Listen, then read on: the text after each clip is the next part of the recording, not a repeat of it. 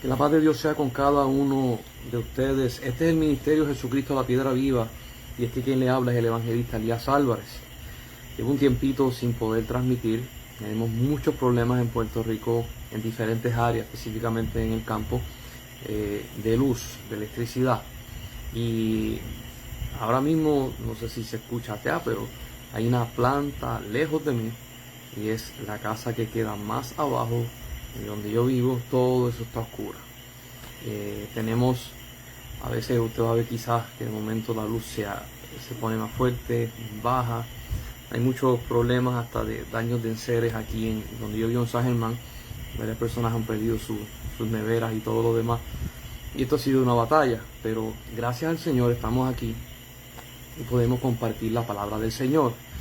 Hemos estado bajo lluvia, pasó un huracán a 136, a casi 200 millas de Puerto Rico, pero eso nos afectó también y ha sido todo una situación. Pero le damos gracias al Señor porque puedo transmitir, podemos conectarnos de nuevo y poder seguir estudiando la palabra del Señor. Seguimos con el tema pactos, pero antes de entrar otra vez al tema de pactos, la misionera Bisley y la misionera Thais, ellas están en las iglesias Guarao, allá en Arature, en el río Orinoco, y están con las iglesias. A cada ratito están posteando, están poniendo videos de los cultos, las clases bíblicas y las atenciones médicas que se están dando y otros progresos que están haciendo allá. Oren por ella. El trabajo que hay es muy encomiable y es mucho trabajo, muchísimo trabajo por seguir, y le pedimos a Dios de que nosotros podamos seguir apoyándola y ellos puedan seguir siendo de bendición para los indígenas. Oren mucho porque cuando usted está bregando en este tipo de misión, donde los indígenas hace 30 años atrás no estaban tan conectados con lo que era la civilización.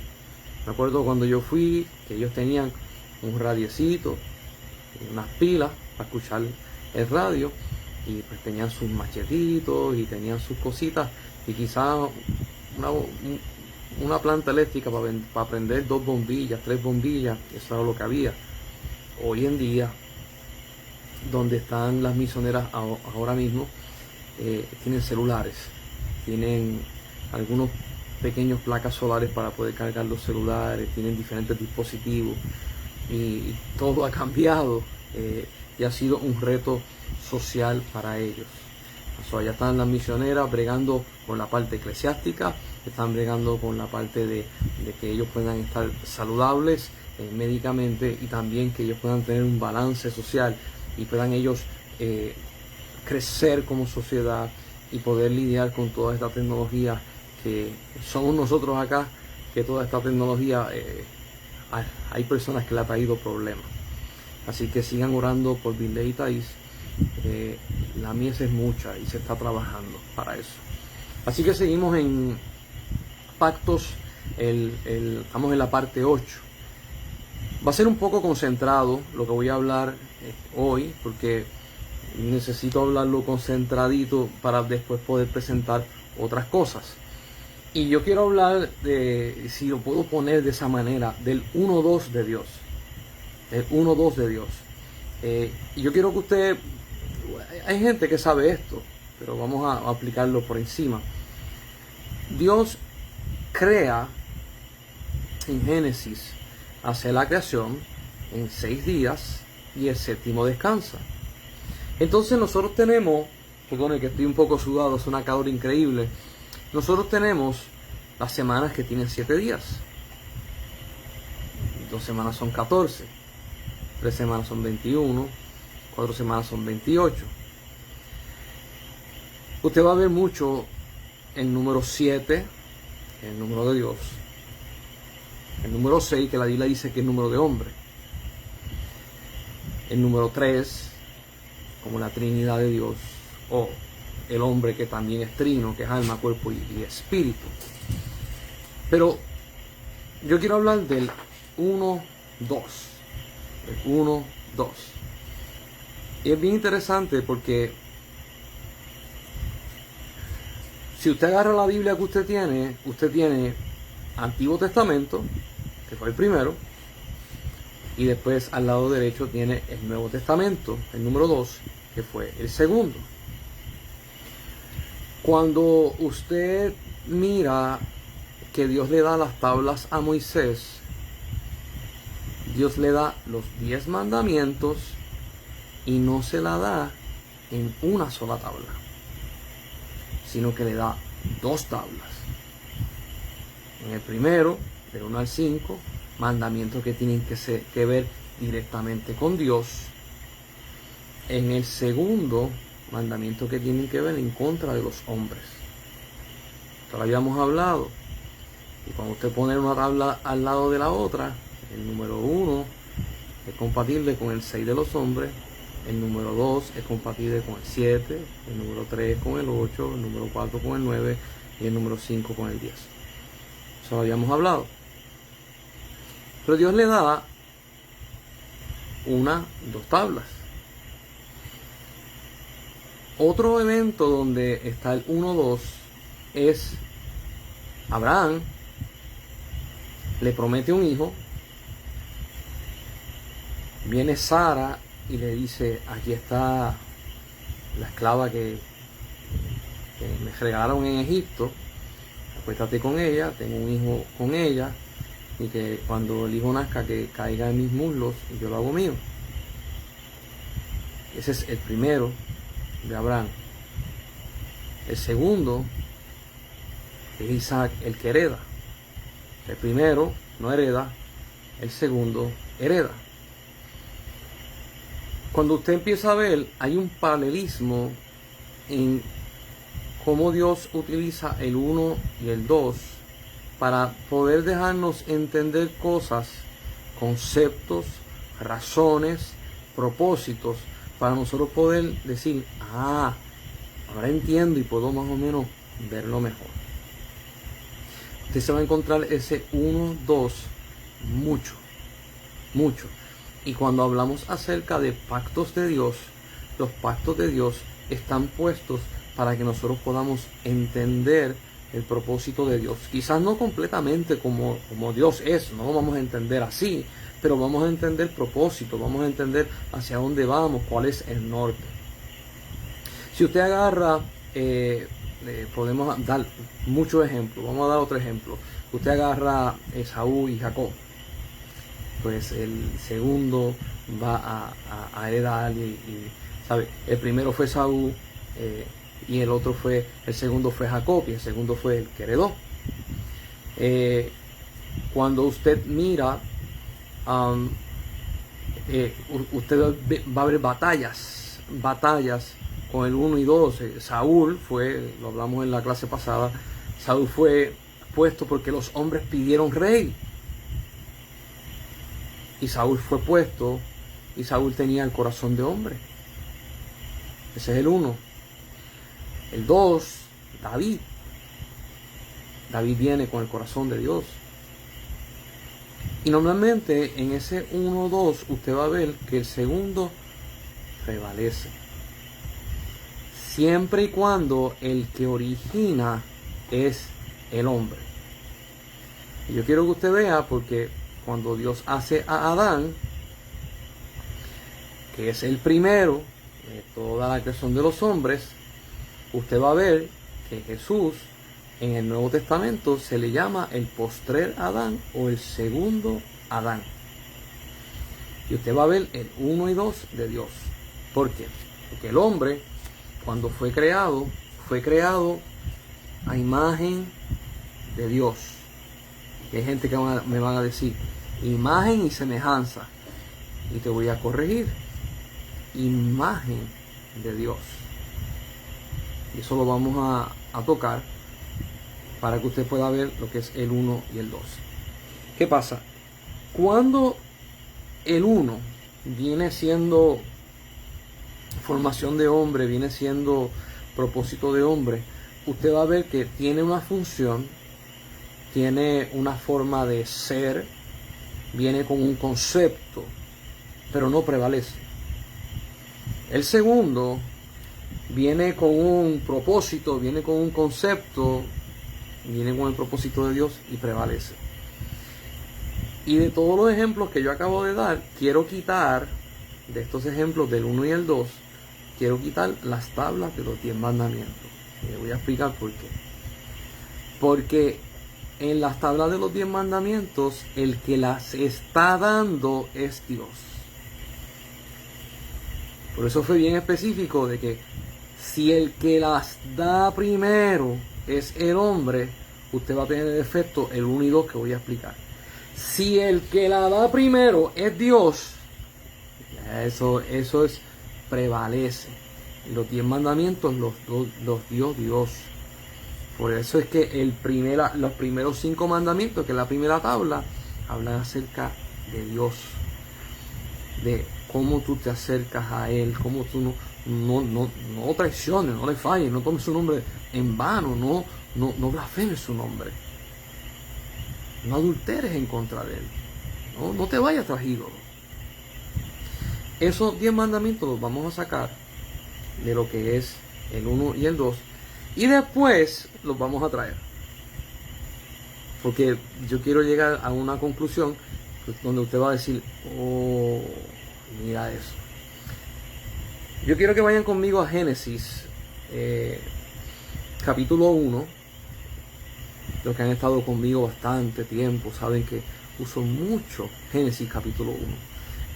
Yo he escuchado rabinos expertos en el tema y ellos dicen dicen ellos, ¿verdad? Que en Génesis 1 está escondido todo lo que se necesita de Dios. Muy interesante. Y ya tiene que ver con la gramática hebrea y ciertas posturas que ellos tienen acceso. Nosotros que no sabemos hebreo, pues no tenemos acceso a eso, pero nos gozamos en muchas cosas que Dios nos da. Yo quiero que vayan conmigo a Génesis capítulo 1, cuando Dios hace al hombre.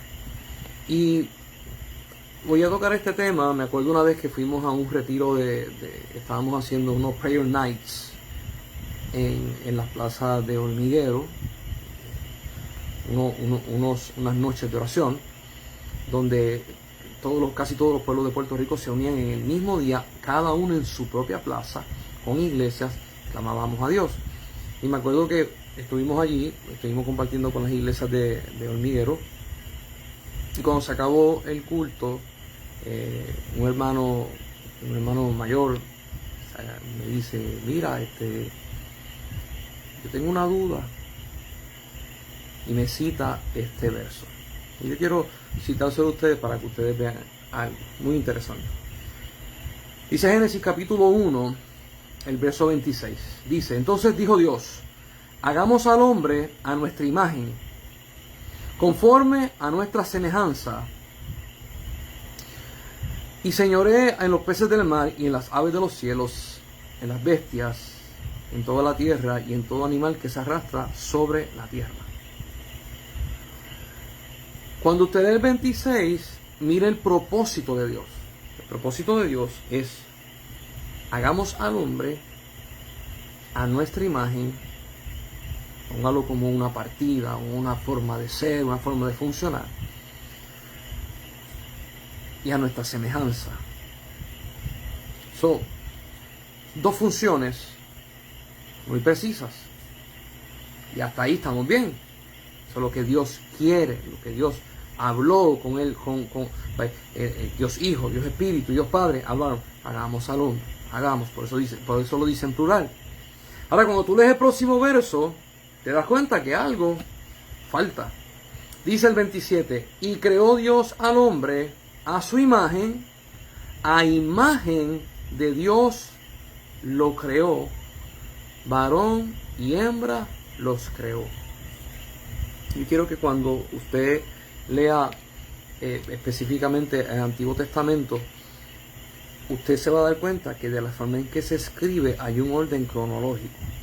Y cuando se habla del 26, son de las intenciones de Dios, lo que Él habló con Él, lo que planificó. Y el 27 es la ejecución.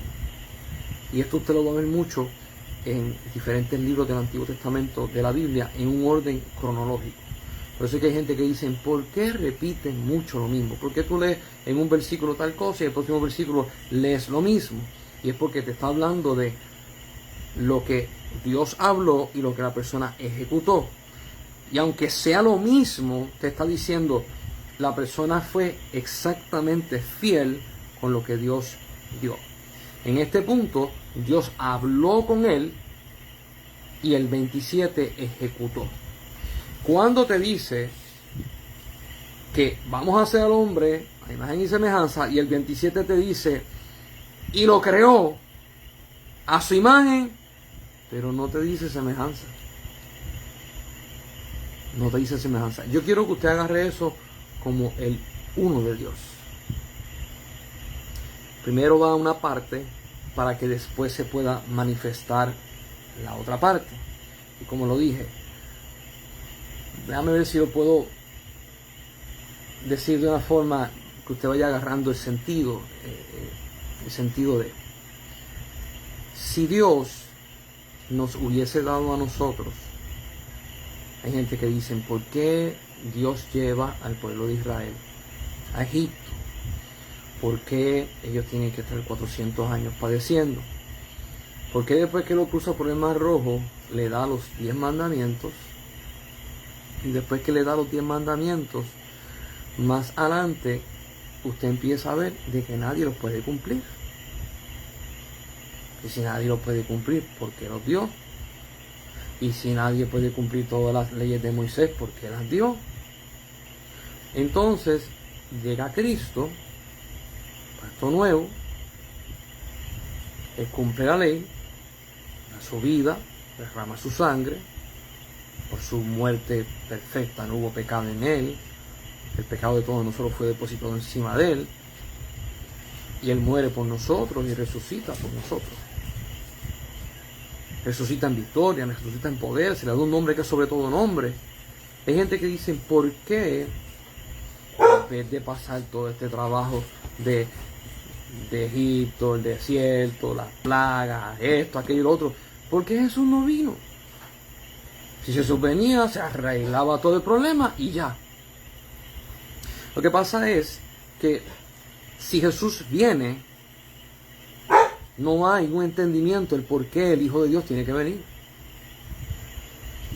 Cuando usted lee la historia del hombre, el hombre falla porque él quiere ser perfecto y quiere ser infalible.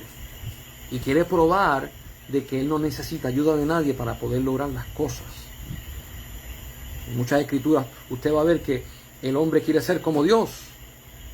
Por eso es que Nimrod levanta la ciudad de Babel y la torre de Babel y otras ciudades. Por eso es que Babilonia, el rey Nabucodonosor se levanta y dice, no es esta la gran Babilonia que yo edifiqué, y no le dio gloria a Dios. Porque en el hombre hay una altivez, hay una gloria propia, hay un egocentrismo que genera quizás un poder de gravedad increíble. Todo viene hacia mí, yo no voy hacia nadie. Dios sabía que el hombre había pecado y que el hombre necesitaba salvación, pero para que el hombre recibiera la salvación, tenía que entender que necesitaba la salvación. Por eso es que se dan los 10 mandamientos, para que el hombre pueda entender que por más fiel, por más firme, por más valiente que él pueda ser, siempre va a fallar, porque en él habita el pecado en su carne. No hay perfección. Cuando usted va a buscar a Cristo, usted lo busca porque usted sabe que está perdido. Usted lo busca porque usted es un pecador y sabe que necesita ser limpio, que alguien lo redima, que alguien pague el precio por usted.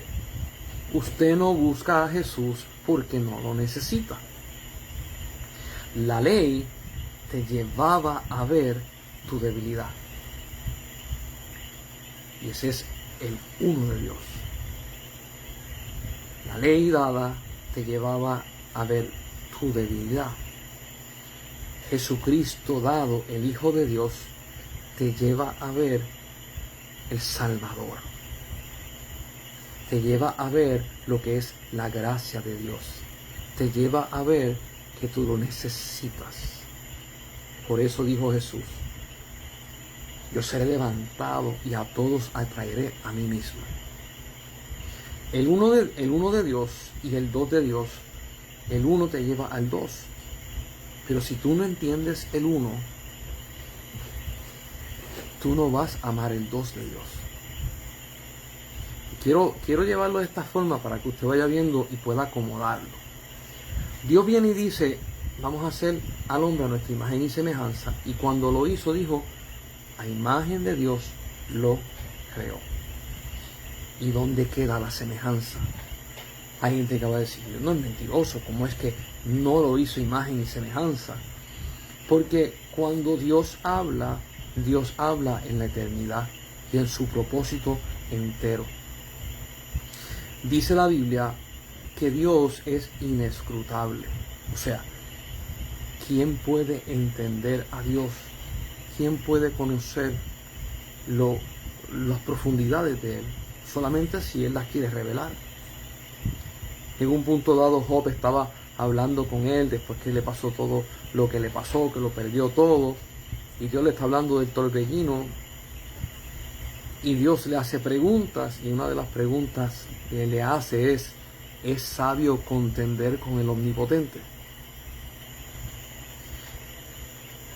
El uno de Dios, en este ámbito, en Génesis capítulo 1, Dios está diciendo: yo voy a hacer al hombre, y aquí que vienen los misterios de Dios.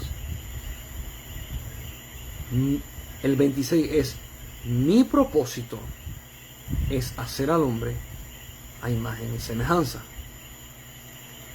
Pero el primer paso es hacerlo a imagen. La gente dice: ¿y cuándo lo hizo en semejanza? Vamos para Juan capítulo 1. Yo quiero que usted, vamos a ver si podemos hacer esta dinámica, que usted la pueda ver. En Juan capítulo 1 te habla de una creación nueva. En Génesis capítulo 1 te habla de la creación hecha en el planeta Tierra. Génesis 1 es una creación. Juan capítulo 1 es otra creación. Y si usted está escuchando esto por primera vez, y a veces cuando uno escucha las cosas por primera vez, levanta paredes y trata de refutar: a mí no me enseñaron eso, ¿de dónde él saca esta idea? Yo quiero que usted la lea conmigo. Cuando Juan escribe, Juan, inspirado por el Espíritu Santo de Dios, mira lo que escribe en el verso 1, en el capítulo 1 de Juan, el Evangelio según San Juan. Dice: en el principio era el Verbo, y el Verbo era con Dios, y el Verbo era Dios. Y yo quiero que usted vea ese verso, y usted vea en Génesis capítulo 1, el primero que dice: en el principio creó Dios los cielos y la tierra. Juan está explicando que las cosas fueron creadas por el Logos de Dios. En la Reina Valera dice verbo, la palabra correcta es logos. Mucha gente dice el verbo es la palabra de acción, pero el logos tiene una connotación más amplia, más poderosa, que sí es la palabra hablada, accionada con poder, y un poder tan terrible que crea. Juan está diciendo, y empieza como empieza Génesis capítulo 1, así empieza Juan hablando del mismo tema. Mira lo que dice el 2. Este era en el principio con Dios. Todas las cosas por Él fueron hechas, y sin Él nada de lo que se ha sido hecho fue hecho. So, Juan está explicando. Te estoy hablando del mismo que se accionó en Génesis capítulo 1. Mismo. Sigue. El 4. En él estaba la vida, y la vida era la luz de los hombres. ¿Qué fue lo primero que se crea en Génesis capítulo 1? La luz. Vamos a leerlo. Y estamos en Génesis capítulo 1, el verso 3 dice: y dijo Dios, sea la luz, y fue la luz. El 4 dice: y vio Dios que la luz era buena, y separó Dios la luz de las tinieblas. Y Juan dice acerca de esto: en él estaba la vida, y la vida era la luz de los hombres. Y define en el 5. En Juan, estoy brincando de Juan capítulo 1 a Génesis capítulo 1, para adelante y para atrás. Estoy en Juan capítulo 1, 5, dice: la luz en las tinieblas resplandece, y las tinieblas no prevalecieron contra ella. Juan está narrando acerca de Jesús de igual forma que se narra en la creación en Génesis capítulo 1. ¿Por qué lo está haciendo? Porque es una verdad inmutable de Dios quién es Jesús, cómo Él se manifiesta y cómo Él actúa. Pero Juan está explicando por la parte de la creación que viene. Y vamos a brincar de el capítulo, estamos en Juan capítulo 1, dice el 9. Aquella luz verdadera que alumbra a todo hombre que venía a este mundo. En el mundo estaba, y el mundo por él fue hecho, pero el mundo no le conoció. A los suyos vino, y los suyos no le recibieron. Y quiero hacer una pausa con el verso 11, porque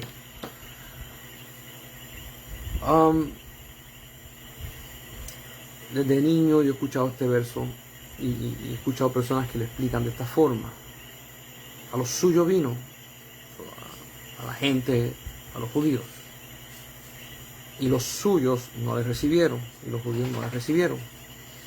Cuando usted lee este verso dice: Él vino a hacer lo que le tocaba hacer a él.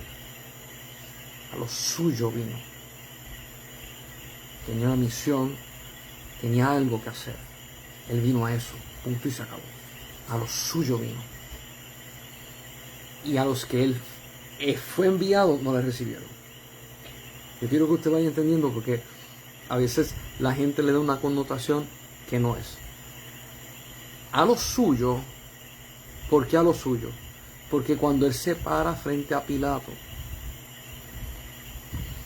dice la Biblia que como cordero no abrió su boca para quejarse. Desde que agarran a Jesús en el Getsemaní y empiezan a golpearlo, él no habla.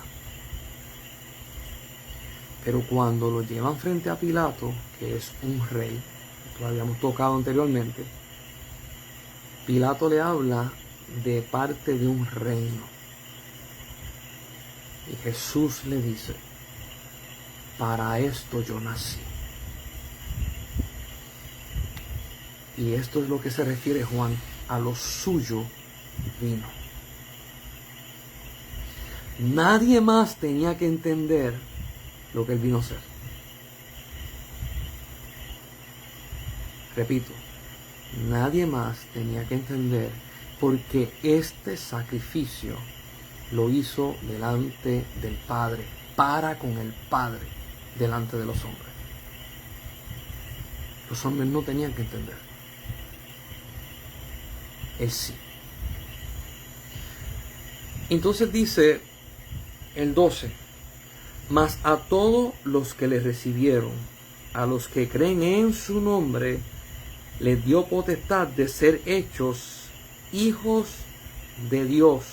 Y especifica: los cuales no son engendrados de sangre, ni de voluntad de carne, ni de voluntad de varón, sino de Dios. Esta es la creación en la salvación en Cristo. Esta creación en Juan capítulo 1 no se había hecho en Génesis capítulo 1.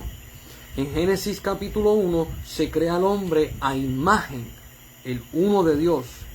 Cuando Jesucristo viene, entonces los hombres que aceptan a Cristo como su Salvador son hechos hijos de Dios. En Adán, imagen; en Jesús, semejanza. Y yo quiero que usted vaya viendo algo muy interesante, que el verso capítulo 1 de Génesis, el verso 26, desde que Dios dijo, hagamos al hombre a nuestra imagen y semejanza, desde que Él lo dijo hasta que viene a ser hecho, pasaron más de 3000 años. El 1, el 2 de Dios. Y hay gente que cuando yo hablo esto, se incomodan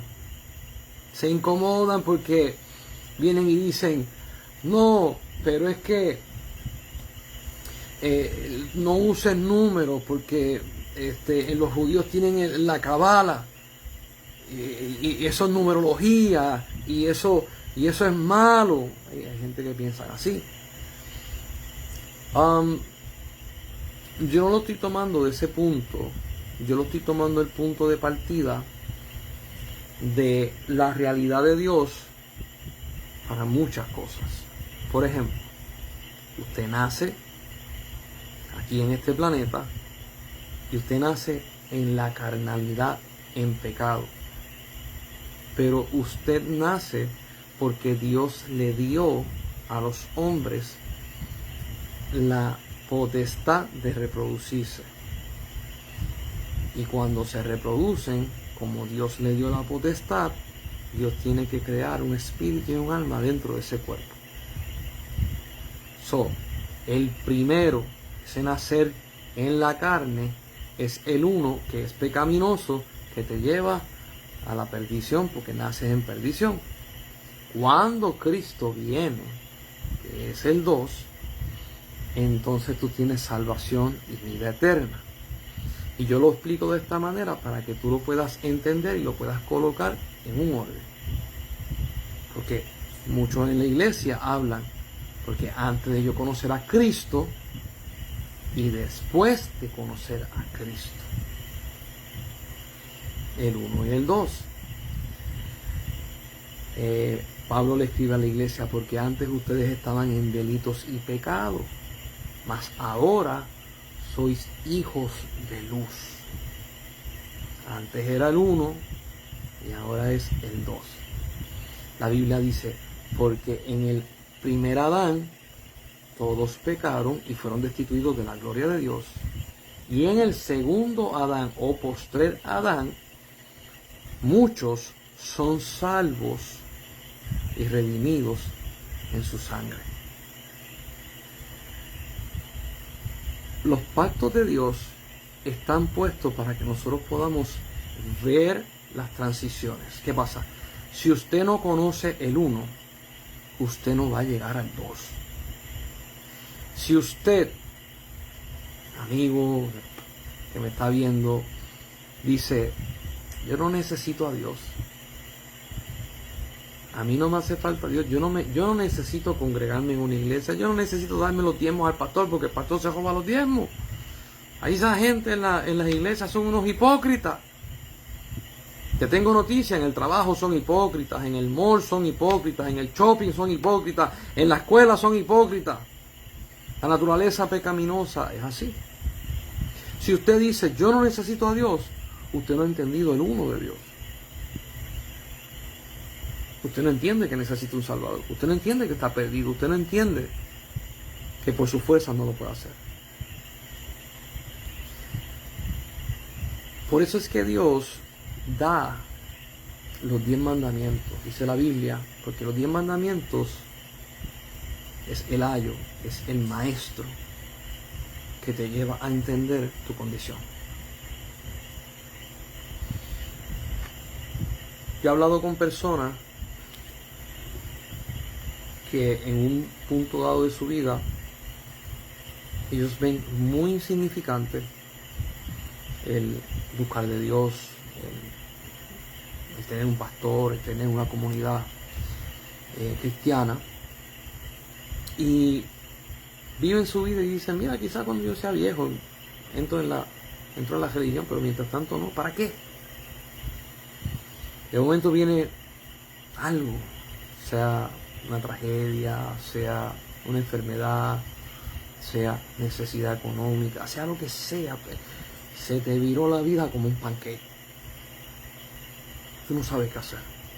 Y de momento, esta necesidad de buscar algo que es sobrenatural, algo que va por encima del problema, algo que va por encima de la enfermedad, algo que va por encima de las situaciones. Y después tú dices, yo necesito a Dios. Yo necesito a Dios. Ese momento es cuando tú descubres el uno de Dios. Cuando tú descubres el uno de Dios, tú quieres el dos de Dios. Mientras tanto, no lo vas a querer. Vamos a dar más ejemplos acerca del uno y del dos de Dios. Usted tiene a Jesús. Y Jesús, cuando estaba aquí en la tierra, perdonen a mis perras que tenemos problemas de luz, hay muchos animales revueltos por ahí. Jesús cuando estaba en la tierra, Jesús tenía discípulos, y de los discípulos sacó 12 apóstoles. Pero Jesús tenía discípulos y seguidores.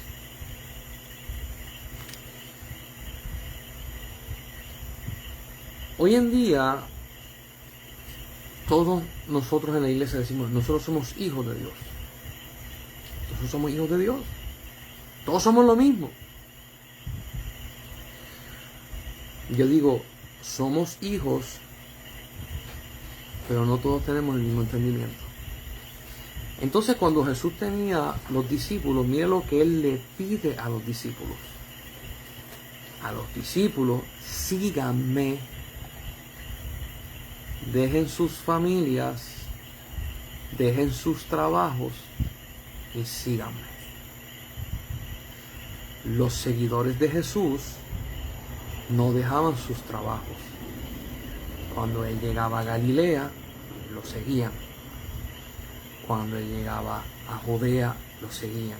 Si vivían en Judea, cuando llegaban a otros lugares, lo seguían. Por eso es que usted va a ver que Marta y María y Lázaro vivían en un lugar y en varias ocasiones, dice, hace tiempo no los veía, porque creían en Cristo, pero no eran discípulos, eran seguidores. Un día Jesús está predicando a la multitud y le dice, había una vez un hombre que salió a sembrar y le da lo de la siembra.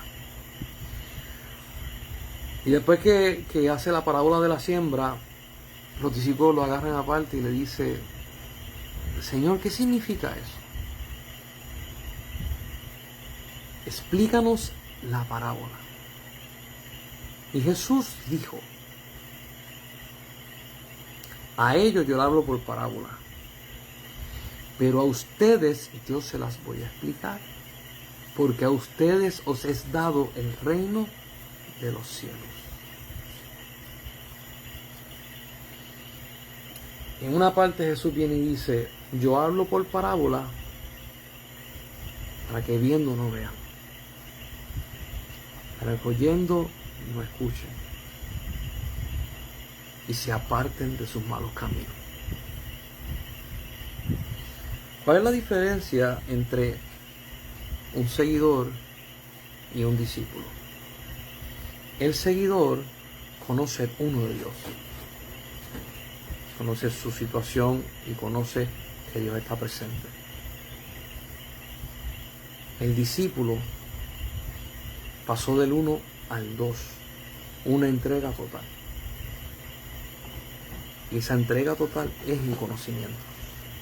Por eso es que al discípulo se le revela las cosas del cielo. Y dije que voy a hablar concentrado, porque necesito esto para poder explicar después otras cosas. Esta es la diferencia entre cuando usted va a una iglesia y usted va a ver gente que están en la iglesia, son miembros fieles de la iglesia, y van a ver otros que son de la iglesia, son miembros de la iglesia y están comprometidos con Dios. Y usted va a ver que hay una diferencia extraordinaria. Unos conocen a Dios y otros viven con Dios. Vuelvo y repito. Unos conocen a Dios, fueron lavados por la sangre del Cordero de Dios, son salvos, conocen a Dios, pero los otros viven con Dios. El discípulo dejaba a su familia y se iba a vivir con el maestro. Y estoy hablando esto para que usted pueda ver que el que Dios bendice a una persona, y vamos a hablar acerca estoy diciendo porque en la iglesia pasa que la gente mide, y porque a aquel Dios le da más y porque a este le da menos, porque a aquella persona a Dios le habla más y a este no le habla tanto, o porque a mí no me muestran nada, ni nunca Dios me ha hablado y yo amo a Dios, y a este otro que se convirtió hace 2 semanas atrás, Dios le está hablando, le está mostrando cosas espectaculares y a mí no. Pasa por el 1 y el 2. El 1, cuando tú estás en Cristo, vamos a buscarlo en Juan capítulo 3. Juan capítulo 3. Y si usted está escuchando esto y usted está, ¿qué está hablando este? Yo nunca he escuchado eso. Yo le voy a pedir que usted saque lo que es estas paredes que uno levanta cuando alguno no lo ha escuchado nunca y uno pelea. Yo tengo personas que cuando yo digo estas cosas se levantan molestos y no quieren escuchar. Yo no estoy predicando algo nuevo, yo estoy predicando algo que está escrito. Y es un concepto que el que es discípulo o ha sido discípulo lo conoce. El que no ha sido discípulo no lo ha conocido todavía. Mira lo que dice en Juan capítulo 3. Y estoy dando el 1 y el 2 de Dios. Nicodemo se encuentra con Jesús. Y estoy leyendo en el capítulo 3 de Juan, el verso 3. Respondió Jesús: de cierto te digo, que el que no naciere de nuevo no puede ver el reino de Dios. Esto lo dijo Jesús. El que no naciere de nuevo no puede ver el reino de Dios. Ese es el 1 en el nacimiento. Cuando nosotros nacemos de nuevo, podemos ver. Hay gente que me va a decir: porque yo cuando acepté a Cristo yo no vi nada. Lo que pasa es que cuando Jesús habla de ver, está hablando de todo lo que es tu ser. Si usted busca en Efesios capítulo 1, verso 18, Pablo está orando por la iglesia y le está diciendo: yo le estoy pidiendo a Dios que se le sean abiertos los ojos del entendimiento. O sea, el entendimiento tiene ojos. Si el entendimiento se te abre, tú ves con los ojos del entendimiento. Jesús cuando dice tienes que nacer de nuevo para poder ver el reino de Dios. Le voy a explicar varias de las cositas que pasan cuando uno nace de nuevo y uno lo ve. Lo que pasa es que a nosotros solamente nos enseñaron que nosotros vemos con estos dos ojitos. Cuando usted es tocado por el Espíritu de Dios y es compungido por el Espíritu de Dios, sea que usted estaba en la calle, alguien le estaba hablando, sea que usted estaba en su casa, estaba escuchando una predicación por la radio, por la televisión, estaba en la iglesia, que lo invitaron a una campaña, sea donde sea, ahí el Espíritu de Dios trae una convicción dentro de usted y usted se encuentra como que con la espada a la pared. Tengo que tomar una decisión. Yo necesito a ese Salvador porque sé que mi vida va a cambiar. Detente. Acabaste de ver algo y no fue con los ojos carnales. Viste la condición tuya que no la habías visto nunca. Viste que necesitabas un Salvador, eso no lo habías visto. Viste la oportunidad que pensabas que no existía. Cuando aceptamos a Cristo como nuestro Salvador y Él entra en nuestra vida, nosotros recibimos una paz indescriptible. Desde ese momento nada se ve igual. Te quitan ese peso del pecado y tú te sientes livianito. Y te sientes con una paz y te sientes amado por Dios. Y es una sensación sobrenatural porque tú no estás viendo de forma carnal a Dios, pero estás sintiendo el amor de Dios. Jesús dijo, tienes que nacer de nuevo para ver el reino de Dios. ¿Y qué es el reino de Dios? ¿Cómo la Biblia describe el reino de Dios? Dice, porque el reino de Dios es justicia, gozo y paz en el Señor. Cuando recibimos a Cristo como nuestro Salvador, Dios hace justicia. ¿Cuál es la justicia que hace? Que lo que Él tiene me lo da a mí para que estemos en el mismo sitio. Gozo me da el gozo de la salvación. Paz me da una paz que el mundo no puede dar. Y esa paz me inunda. En el momento en que tú aceptas a Cristo como tu Salvador, ves el reino de Dios. Justicia, gozo y paz. Ok, ese es el uno de Dios en la salvación. Mira lo que sigue leyendo aquí. Dice el 4. Nicodemo le dijo, ¿cómo puede un hombre nacer siendo viejo? ¿Puede acaso entrar por segunda vez en el vientre de su madre y nacer? Respondió Jesús, de cierto te digo, que el que no naciere de agua y del Espíritu, Espíritu con letra mayúscula, Espíritu Santo, no puede entrar en el reino de Dios. Dice, lo que es nacido de carne, carne es, y lo que es nacido de espíritu, espíritu es. El primero para ver y el segundo para entrar. El primero te dice, tienes que nacer de nuevo. El segundo te dice, tienes que ser bautizado en agua y espíritu para entrar. Aquí vamos. Espíritu de Dios, revélate a ellos como tú quieras.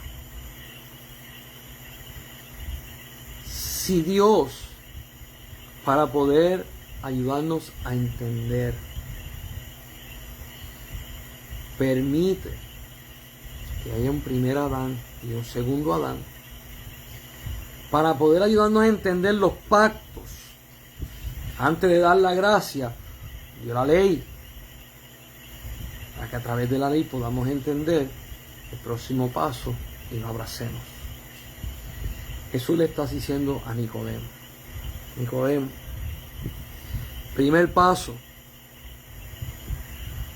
tienes que nacer de nuevo para ver el reino de Dios. Después que lo ves y lo anhelas, te bautiza en agua. Es bien específico, en agua y espíritu para que entres. La mayor parte de cristianos que yo conozco, para ellos les es suficiente ver el reino de Dios. Repito, para la mayor parte de cristianos que yo conozco, el ver a Cristo en la cruz, muriendo por ellos, y el darle la salvación, es más que suficiente. Y esto que yo estoy diciendo, yo no estoy minimizando nada, sino te estoy presentando el 1 y el 2. Para otros cristianos, el ver a Cristo crucificado, varón de dolores que paga el precio por ellos y que vence la muerte y lleva encima toda maldición, vence el pecado, le quita las llaves del infierno y del Hades a Satanás, y Dios lo siente y lo eleva, lo sienta a la diestra de él y da un nombre que es sobre todo nombre. El cristiano que entiende el uno de Dios y quiere hacer algo por él, hace lo que Jesús enseñó. El que pide recibe, el que busca halla, y el que toca la puerta se le abrirá. Si usted está en el uno de Dios, yo no tengo problema con eso. Pero si usted es de los que está en el uno y se está preguntando, ¿hay más? Yo quiero decirte que sí, está el 2 de Dios. Y usted va a decir, pero ya esto me lleva a otra cosa, ¿de qué tú estás hablando? Y es sencillo. La mayor parte de las personas, muchas iglesias a que yo voy, predican el evangelio de la cruz, salvación. Y eso está espectacular, la gente necesita salvación. Jesucristo, cuando estaba aquí en la tierra, no dijo que se predique el evangelio de la cruz. Dijo, y este evangelio, el del reino de los cielos, será predicado a todas las naciones. Si usted ama la cruz, si usted quiere vivir a los pies de la cruz, yo no tengo problema con eso. Pero si Dios ha puesto en su vida una inquietud, un anhelo, donde el don que usted tiene, el llamamiento que usted tiene, la capacidad que usted tiene, pero está empujando algo que usted no conoce, y usted quiere decir, bienvenido al 2 de Dios. Porque cuando tú entras al reino, se te es dado cosas que los hombres no pueden dar. Y usted va a decir, ¿y de qué tú estás hablando? Bueno, vamos a dar varios ejemplos. Juan, cuando es llevado a la isla de Patmos, a él se le revela a Dios y le enseña todas las cosas que han de ser y han de venir. Al punto que en un momento dado Juan estaba en el cielo y se sacó un pergamino, un libro, un rollo que tenía unos sellos, nadie los podía abrir. Y estos asuntos estaban pasando en el cielo, no en la tierra. Y él se angustió porque sabía que era importante de que saliera ese libro. Y de momento aparece el Cordero de Dios. Y el que está con Juan le dice, no llores, porque él es digno de abrir los sellos. Y Jesús abre los sellos. A Juan se le revelan muchas cosas. Jesús le dice a Pedro, Pedro, a ti te voy a dar las llaves del reino de los cielos. ¿Para qué necesitas llaves? Son del reino de los cielos, para que entres y acceses lo que necesitas. Pablo, en 1 Corintios capítulo 11, dice, mas esto recibí del Señor, el día que él partió el pan y bebió el vino. Muchos pastores utilizan 1 Corintios 11 para poder dar la Santa Cena. Cuando usted mira, Pablo no estaba presente en el tiempo cronológico de la Santa Cena. Pablo no era parte de los discípulos, Pablo no era parte de los apóstoles, Pablo no estaba ahí. Mas sin embargo, de forma sobrenatural, Dios lo lleva y le enseña para que él pueda vivir el momento de la Santa Cena para poder explicárselo a la iglesia. Y gente que aman a Dios, pero con estas cosas espirituales son un poquito aguantaditos. A veces ni se dan cuenta que ellos mismos que están aguantados para las cosas espirituales utilizan 1 Corintios capítulo 11 para dar la Santa Cena, que es una revelación divina de Dios, a Pablo. ¿Por qué? Porque Pablo fue bautizado, lleno con el Espíritu Santo, y entró al reino de Dios. Al punto que Pablo dice: conozco un hombre, no sé si en la carne o en el espíritu, que fue arrebatado al cielo, al tercer cielo, y se le fueron mostradas cosas grandes e imposibles de hablar. Pedro, cuando escribe en las 2 cartas, habla acerca de los días postreros, porque Dios le había dado las llaves para poder accesar en el cielo, para que él entendiera lo que tenía que hacer. Si usted, vuelvo y digo, el 1 de Dios te lleva al 2. Cuando nosotros estamos en la voluntad divina de Dios, Él te lleva de la mano. Cuando yo tenía 17 años, yo no estaba preparado para el 2 de Dios. Yo estaba entendiendo el 1. Me dio un llamado. Estaba diciendo: mira, quiero hacer esto contigo, quiero hacer aquello contigo. Y yo estaba como que, pero yo no soy el mejor candidato. Y yo sigo bregando.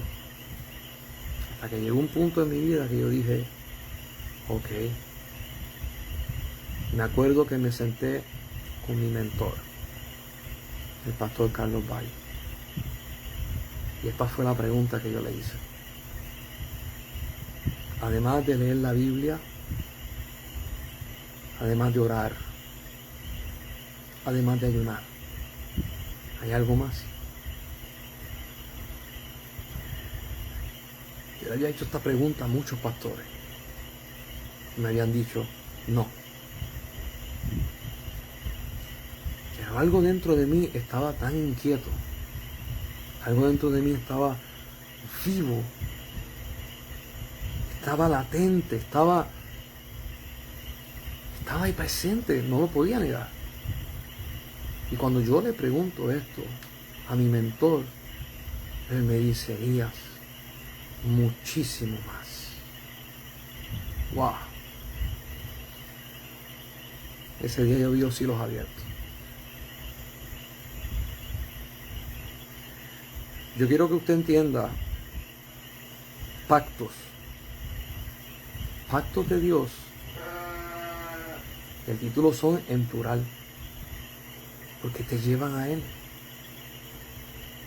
Quizá tú hiciste un pacto con Dios cuando eras joven. Le dijiste: Dios, si tú guardas mis pasos, si guías mis pasos, permite que yo pueda estudiar esta carrera, permite que yo me pueda casar, permite que yo pueda tener hijos, yo te voy a servir. Magnífico. Estudiaste la carrera, te casaste y tuviste los hijos. ¿Y ahora qué?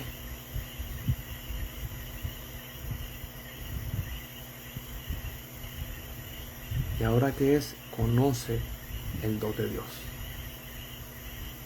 Ya conociste el primero. Conoce el don de Dios, porque Dios nos lleva de gloria en gloria.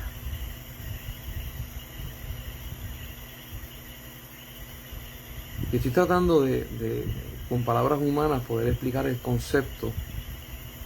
Y este concepto no tiene nada que ver con condenación. No tiene nada que ver con llegaste, fracasaste. Eso no tiene nada que ver con eso. Tiene que ver con el orden de Dios para que nosotros podamos tener entendimiento. Tiene que ver los momentos de Dios que Dios nos permite poder vivir situaciones para poder conocer y ver y anhelar lo próximo que viene. Tiene que ver con la voluntad perfecta de Dios. Si Jesús cuando resucita, Él está hablando con los discípulos. Y Jesús resucitado estuvo 40 días con los discípulos. Y Jesús dijo, yo les quisiera decir muchas cosas, pero ustedes no las pueden sobrellevar. Me voy a ir, pero el Espíritu Santo se las va a explicar. Yo quiero que usted vaya viendo la delicadeza del proceso. Yo no necesito saber o tener, vamos a hablar humanamente, tener un IQ de 150 o 186, una exageración. Yo no necesito tener las facilidades como edificios, almacenes. Yo no necesito tener dinero, yo no necesito tener, no es eso. Con Él es más que suficiente. Si yo estoy en Dios y Él me lleva de su mano, Dios va a guiar mis pasos y va a honrar mi obediencia. El 1 y el 2, simplemente, cuando tú vienes a ver el 1, la obediencia y el amor por Dios te lleva al 2. Y volvemos, agarramos el tema de Adán. Adán peca. Todos los seres humanos pecan porque de él nacen. El pecado es heredado. Ese es el 1. Ahora, cuando Jesús viene, el postrer Adán, el segundo Adán, Él me limpia de todo pecado. Mira qué interesante. El primero me da la herencia del pecado, me chavé, y el segundo me limpia de todo pecado. En la ley de Moisés, si yo tocaba un animal inmundo, yo era inmundo. Si yo tocaba una persona muerta, yo era inmundo. Y había un montón si tocas a alguien leproso, si tocas a alguien que tiene hasta moquito, habían un montón de cosas que te hacían inmundo. En Cristo, es AGB. En Cristo, yo soy santo porque Él es santo. Y cuando yo toco algo, lo hago santo. En la ley, yo no soy limpio. Por lo tanto, me trato de limpiar y si toco algo inmundo, me hace inmundo. En Cristo, como Cristo es santo, puro y limpio, todo lo que yo toque es santo, puro y limpio. En 1 Corintios te dice, si hay alguna mujer o esposo que cuando vaya a la iglesia, se congrega, alaba a Dios, regresa a su casa, su esposo o esposa no es creyente, cuando usted llega a la casa, usted santifica a su esposo o su esposa. La ley de Moisés, si el esposo era inmundo y llegaba a la casa, hacía inmunda a la esposa. Lo mismo si la mujer era inmunda, cuando llegaba al caso, a la casa, decía inmundo al esposo.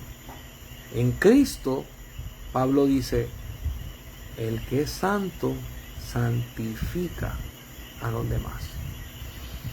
¿Por qué estamos hablando acerca de esto? Yo estoy hablando acerca de pactos, y yo quiero que tú vayas viendo cómo funcionan, cómo operan y cuán eficientes son, y una cosa te lleva a la otra. La pregunta es, ¿en dónde estás? ¿Estás en el uno de Dios? ¿Estás conociéndolo todavía? Si estás ahí no hay problema, pero conócelo, que todavía te queda más camino por descubrir muchas cosas. Si ya conoces el uno de Dios, oh mi hermano, te espera el 2. Y si me preguntas qué hay en el 2, una eternidad de cosas espectaculares. Que la paz de Dios sea contigo. Vamos a estar hablando acerca de este tema de pactos, si Dios lo permite, el sábado próximo. No se llevan la luz. Vamos a hablar un poco más acerca de esto, y yo sé que el Espíritu de Dios te va a inquietar, el Espíritu de Dios te va a llamar, el Espíritu de Dios va a poner en tu corazón amar a Dios y conocerle más. Ay, mi hermano, fui a una iglesia en Indiana y fue bien bonito cuando fui allá en marzo, porque después que terminé de predicar, la pastora se acercó y me dijo, yo me preguntaba si había más. Dice, yo pensaba que habíamos conocido todo de Dios. Pero cuando tú empezaste a hablar, y cuando tú empezaste a explicar,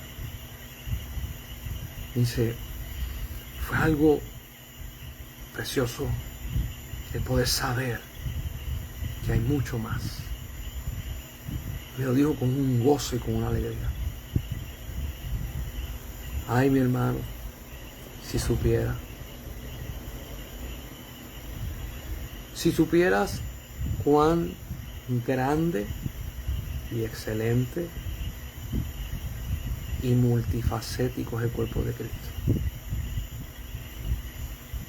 que se mueve de una manera preciosísima, y se mueve así porque nuestro Dios es un Dios inescrutable, multiforme, se mueve de muchas maneras, ejecuta de muchas formas.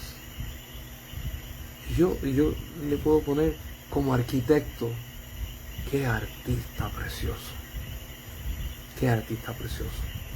Nos vemos el sábado que viene. Sigan orando allá por la misionera Bigley y por Thais para que lleguen sanas y salvas, y que Dios nos abra puertas para poder seguir luchando. Estamos tratando de ver cómo podemos conseguir un botecito. Ya tenemos el motor gracias a una iglesia que donó el dinero, y tenemos que hacernos de un motor para que en un futuro ellas puedan tener su propio bote, y un motor que nos va a salir la entrada a los caños mucho más barata, Dios mediante. Así que sigan orando por ellos, sigan orando por los misioneros. El pastor general de las iglesias Guarao se llama Juan Carlos.